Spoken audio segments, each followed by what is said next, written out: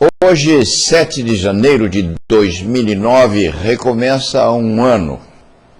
O rescaldo do ano que passou ficou, evidentemente, em algumas consequências alvissareiras, outras ruins deixadas pela crise econômica mundial. E algumas centenas de mortes de crianças nesse conflito trágico, dramático, violento, vingativo, odiento entre Israel e a Palestina, conflito bimilenar, que não tem hora nem vez para seu término. A herança dessa briga, por enquanto, é o rosto simbólico, óbvio, de uma criança de cerca de 10, 11 anos, assassinada, sim, pelo fogo israelita, porque guerra ou não guerra, o tiro de um revólver ou o disparo de um canhão, significa tal violência, assassinato, ou múltiplo, ou individualizado, pouco importa, mas sempre assassinato, que é a morte violenta. Aqui é uma criança que deve ter sido linda enquanto viva e que hoje descansa para a vida eterna no colo de um pai, de um parente, seja lá quem for, sob os olhares também assustados e espantados de alguns adultos. Quem matou essa criança foi, evidentemente, alguém do lado de Israel. Disparou um canhão, um foguete, um míssil com uma distância de algumas centenas de quilômetros e foi extirpar a vida dessa menina e de outras 600 ou 700 crianças palestinas. Do lado israelita também morrem os infantes, à custa dos foguetes caseiros disparados do lado de lá. E os adultos brincam. Os adultos brincam de disputar terra, hegemonia, diplomacia, e brincam sobre os cadáveres desses defuntos mirins. Que coisa terrível, que consequência horrível.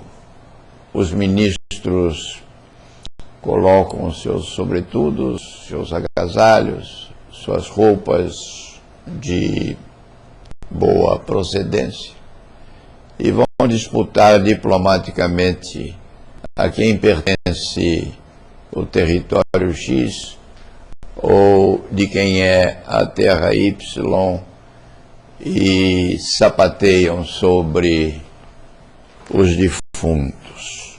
Inclusive sobre esta criança que aparece no jornal, na Folha de São Paulo de hoje, aparece também esta fotografia no jornal Estado de São Paulo e deve aparecer esta foto em todos os jornais do mundo, ou na grande maioria das agências noticiosas. Essa menina é um símbolo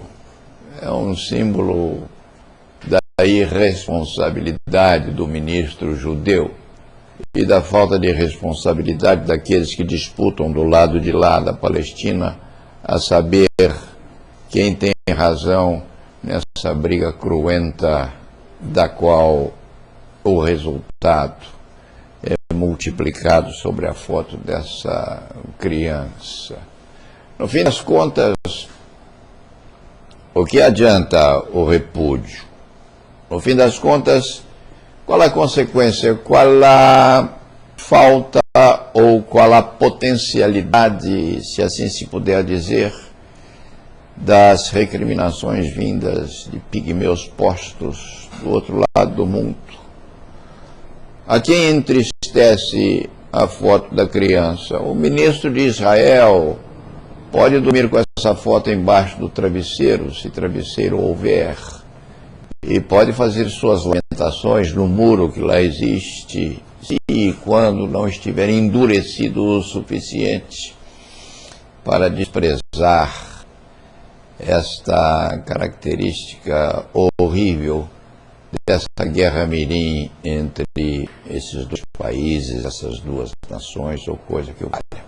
O que acontece, e talvez haja uma dose grande de razoabilidade nessa demonstração de força israelita, o que acontece é que aquele povo honrado, digno, sério, é evidente, já não mais admite a mancha que se lhe tentou pôr depois do sacrifício de Cristo. O povo de Israel não admite ser tatuado com essa cognominação de covarde, ou de covardia, ou de fugidio comportamento. O povo de Israel, hoje lá em Israel e fora também, é um povo que se deu mesmo à conjugação da resistência e da valentia área mesmo para que possa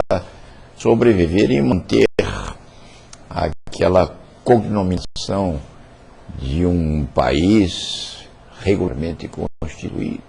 O povo reage, o povo aplaude os seus ídolos, o povo tem uma polícia agressiva, diz-se, afirma-se que a polícia política de Israel é das mais violentas do mundo.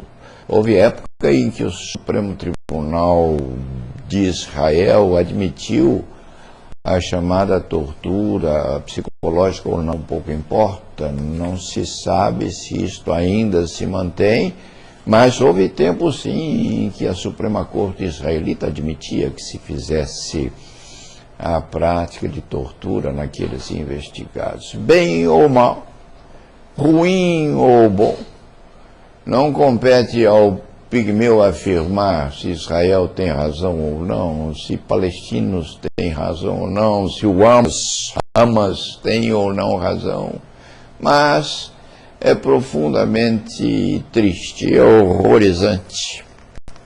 horrorizante ver-se a fotografia dessa menininha morta à custa dos mísseis israelitas. Tem-se, por consequência, dizem que a relação de causalidade é infinita. Dizem que há um efeito borboleta, ou seja, o bater de asas de uma borboleta numa determinada face do mundo pode provocar um tufão no extremo oposto. Dentro desse contexto, dentro deste critério, quem apertou o gatilho do míssil, ou quem disparou o míssil que matou essa criança, com certeza foi o ministro responsável pela deflagração de guerra. Como é terrível, como é ruim, como é horroroso, como é dramático, como é trágico saber-se que o dedo do ministro matou essa criança. Com certeza, endurecido pela necessidade de relacionamento autoritário, esse ministro sequer pensa nisso. Se é pai, se é irmão, se é avô, se é bisavô, isso não vem a contento, porque a criança é, com certeza, filha ou neta de um inimigo. E filhos e netos de inimigos, inimigos são. E ponto final.